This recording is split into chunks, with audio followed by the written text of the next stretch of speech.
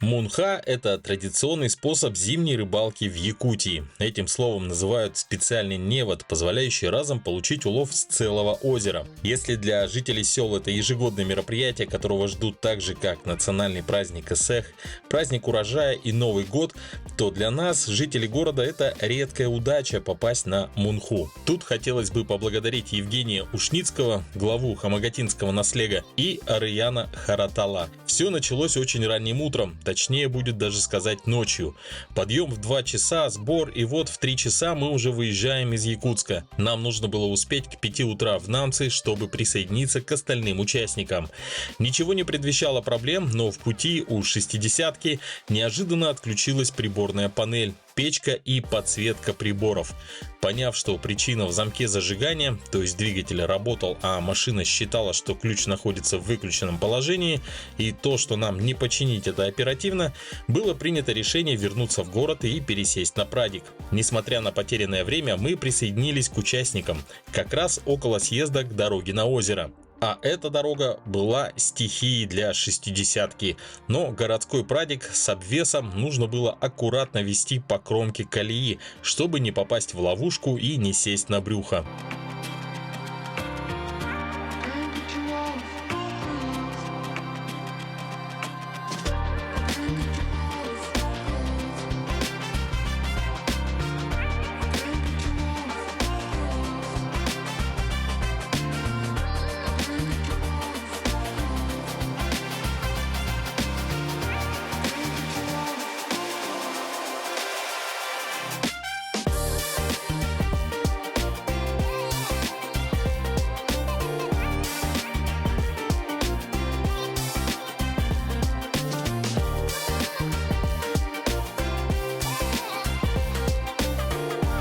Из-за этого мы отстали от основной группы, и нам даже пришлось пару раз поднимать квадрокоптер, чтобы узнать, где остальные.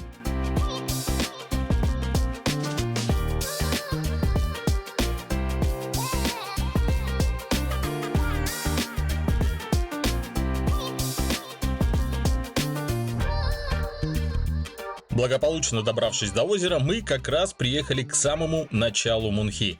Царила атмосфера позитива и предвкушения процесса рыбалки. Многовековая традиция продолжает жить и передается из поколения в поколение. Поблагодарив духов и сделав обряд благословения, Мунха началась. Впереди было много работы, никто из более чем 50 человек не сидел без дела. Люди всех возрастов, в основном жители Хамагатинского наслега, их гости и друзья.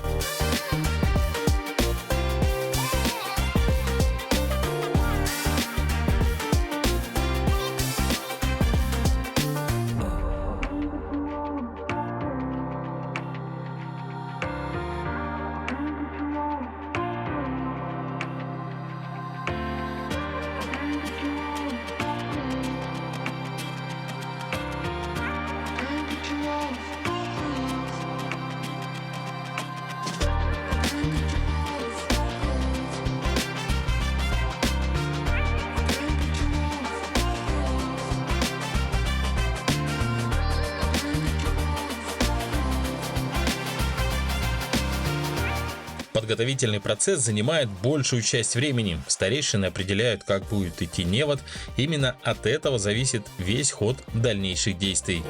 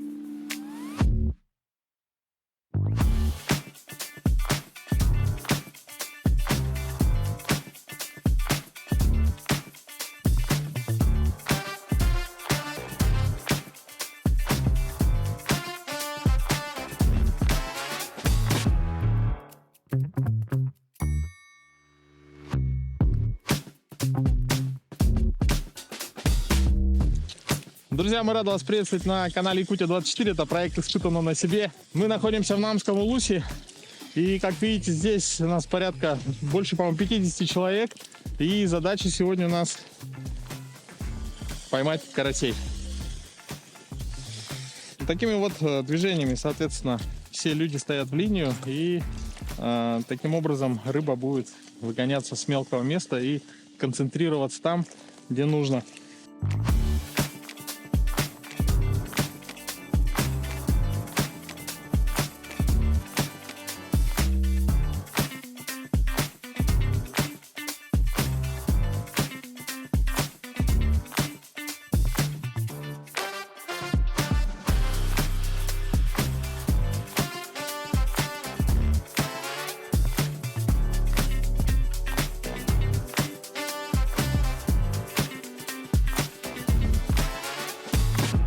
Друзья, как видите, здесь, на этом озере, никто не остается без дела. Все от мала до велика работают.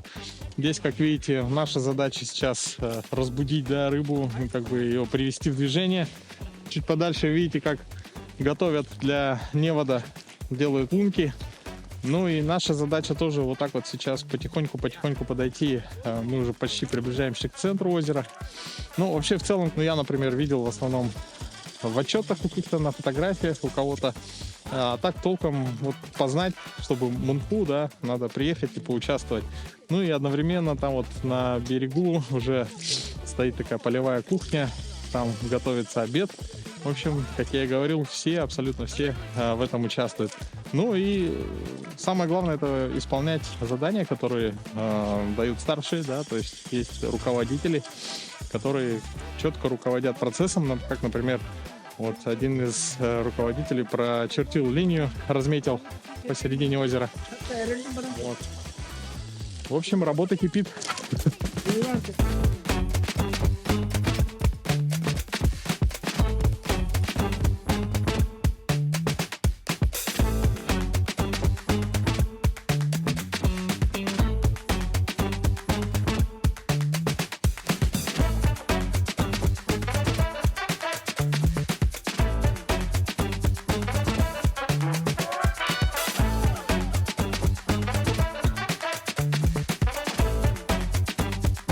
Пока мы нашей группой выгоняли карасей с мелководья, поднимая муть и испугивая их движениями палок, тем самым собирая их в центре озера, самая опытная бригада расправляла невод и делала подготовительные работы.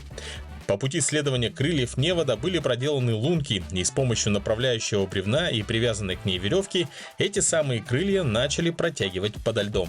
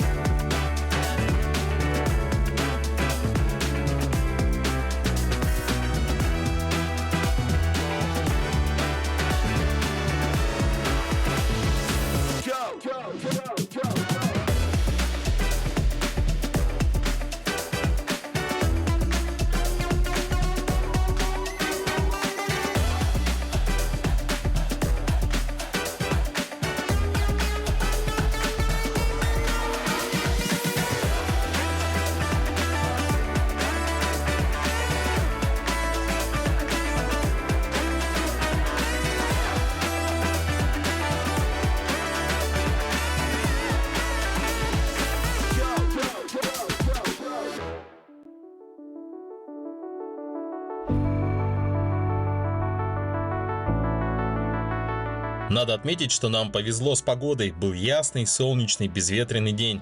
Работать на льду в такую погоду комфортно и порой даже становилось жарко. Масштаб этого традиционного вида ловли очень хорошо видно с высоты птичьего полета.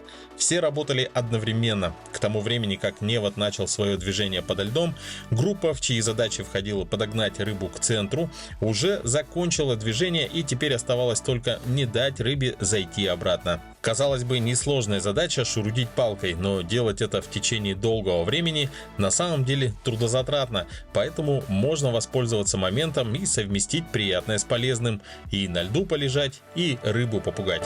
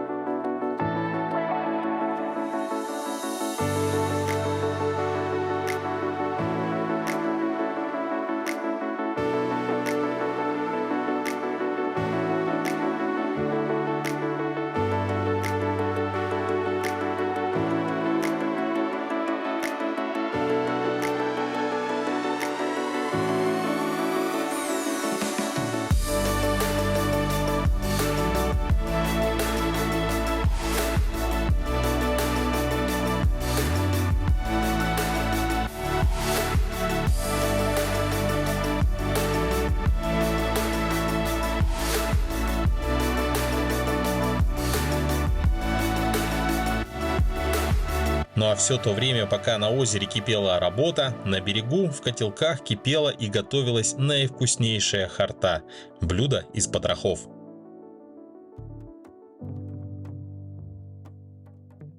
В это же время на другом конце озера уже готовилась прорубь и очищалось место для пойманной рыбы.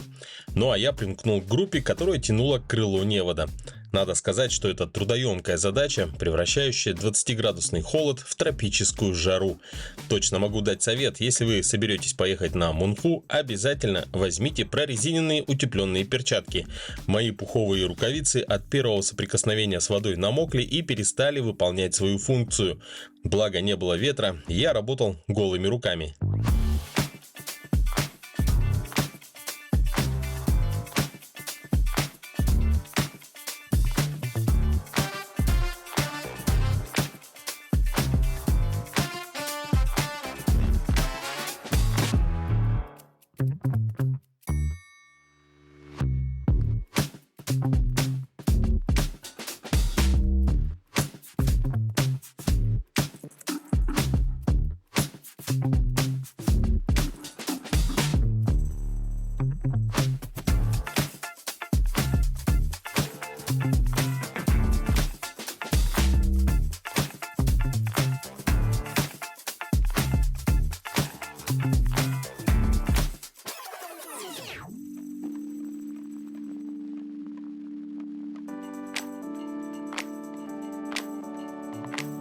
Да, сейчас, как видите, рыбу с мелкого места загнали в центр озера. Сейчас параллельно протягивается веревка.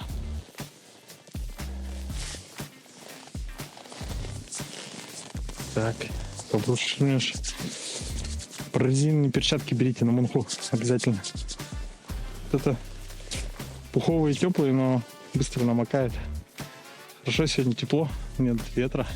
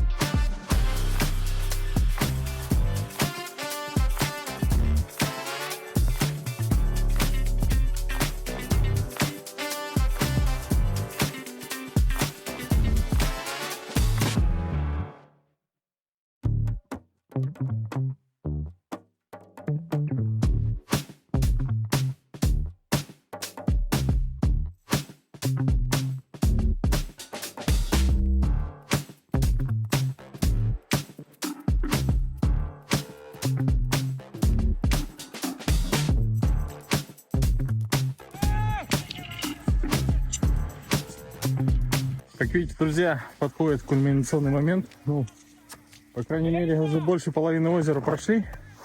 Здесь идет одна бригада, вторая бригада там. Вот, и также загоняется рыба еще с одной вот этой заводи. Вот, но я, если честно, уже вспотел.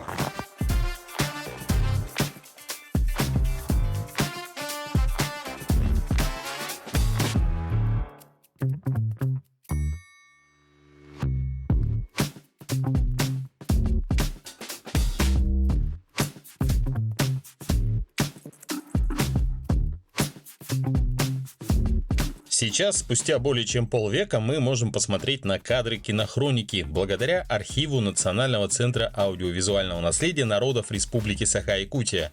Орудия ловли, принцип рыбалки остаются прежними, разве что лошадь не помогала нам тянуть невод. А вот что до улова, то мы видим, что в те года рыбалка удалась на славу. Удастся ли нам поймать карасей, узнаем уже совсем скоро.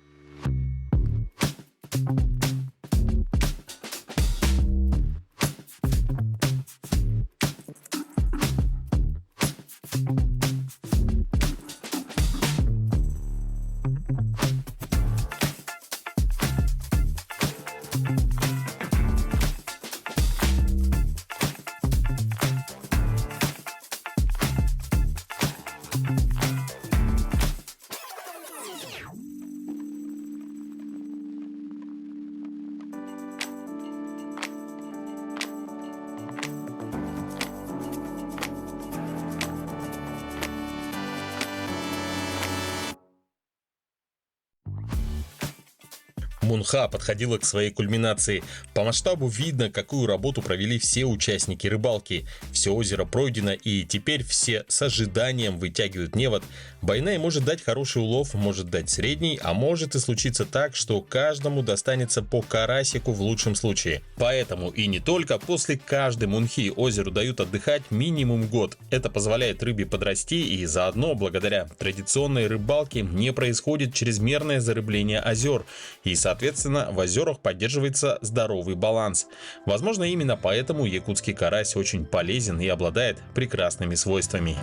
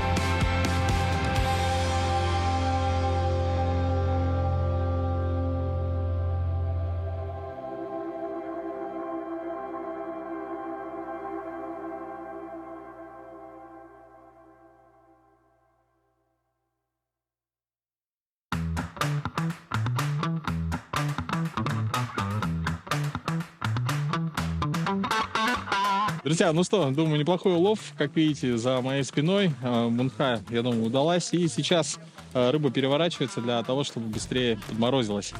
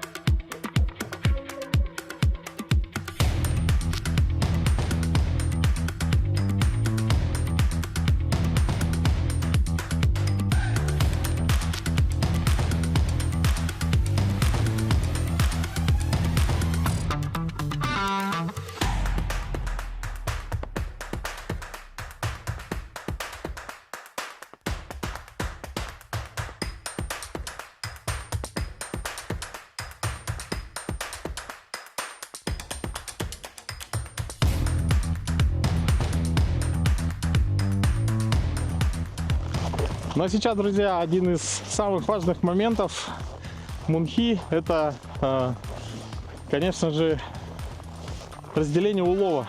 То есть, ну, мы почему-то с собой ни мешка, ничего не взяли. Это Женина гермосумка. Ну, у нас, соответственно, там получается на 4 человек одна сумочка. Был очень вкусный обед, который приготовили, суп из потрохов, просто шикарный. И, по-моему, это на природе. Вот в такое время года это вот, я не припомню, чтобы я так кушал прям так основательно и очень вкусную горячую еду.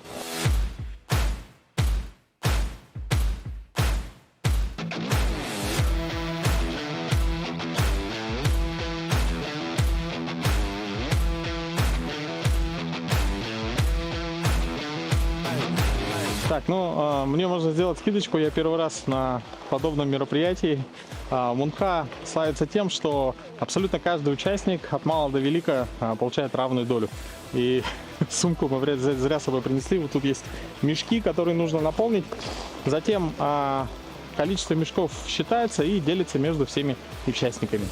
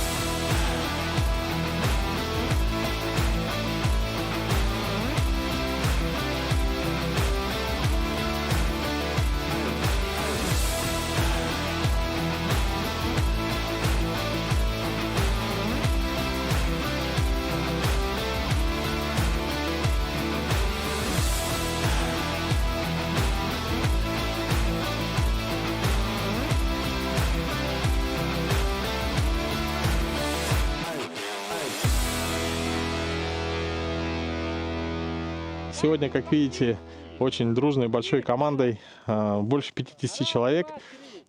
Все провели время на природе, соответственно, поработали. И как итог общего такого совместного труда вы видите прямо вот сейчас на своих экранах. Это, конечно же, рыба, которая будет радовать жителей Намского улуса, всех жителей, участников мунхи в течение всей долгой зимы. Ну что, это был проект «Испытано на себе» на канале Якутия 24. И до новых встреч. Мунха!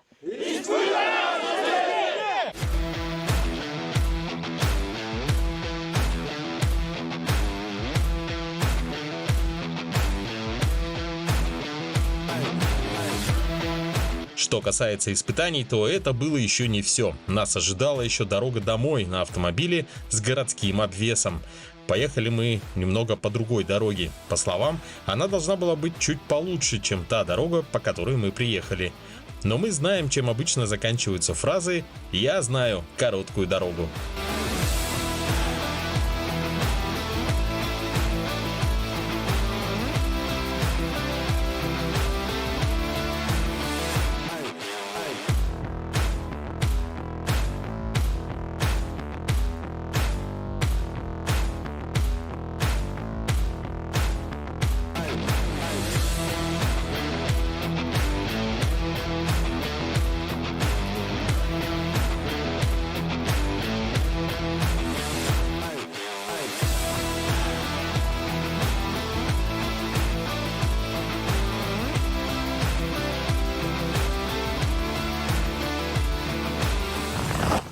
Пока идем пешком, чтобы машина была легче, сняли передний бампер, теперь машина едет получше.